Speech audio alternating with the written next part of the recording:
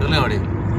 நம்ம இந்த வெளிநாட்டில் வந்து கிடந்து ஆயிரத்தி கஷ்டப்படியும் அடுத்த நாட்டில் வந்துருந்து எதுக்குன்னா நம்மளை போல நிறைய பேர் நம்ம மட்டும் வெளிநாட்டில் என்ன எத்தனை லட்சம் உழைப்பு மட்டும் நம்பி வாழ்ந்துட்டு இருக்கோம். அது நம்மளை நம்பி கவர்மெண்ட் எல்லாமே வெளிநாட்டு நம்ம இந்தியன் கவர்மெண்ட் நமக்கு வேண்டி சப்போர்ட் பண்ணுறது எல்லாமே செய்யுது. ஆனால் நாட்டில் எதுக்குமே ஒரு 10 பைசா வேலையும் செய்யாம ராஜ வாழ்க்கைய வாழ்ந்துட்டு காலில் போய் குடிக்கிறதும் இடிக்கிறதும் நல்ல வர வாழ்க்கை வாழணும். கவர்மெண்ட்ல அவ்வளோ பையா வாழணுமா? எனக்கு அப்படி வாழணும்னு ஆசைதான். ஏதாவது ஒரு அரசியல் கட்சியில சேர்ந்துருங்க, யாரு கூட சாலரா போட்டுட்டு தெரியுங்க. இப்படி அரசியல் பைசாக்கள் வரும், சின்ன பதவியில போயிட்டு இல்லைங்களா, நீங்க ராஜா அந்த மாதிரி இல்ல.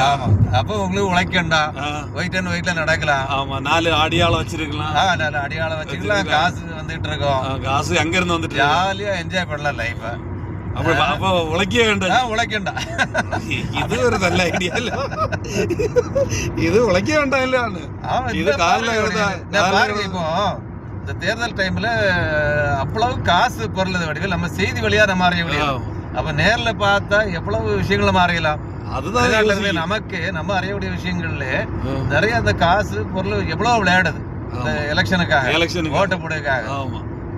சரி, மக்களும் எப்படி இருக்காங்க, அவங்க ஆட்சிக்கு வரணுன்ட்டு அவங்களும் ஆட்சியை பிடிக்காக அவங்களும் இப்படி இருக்காங்க. சரி ஓகே.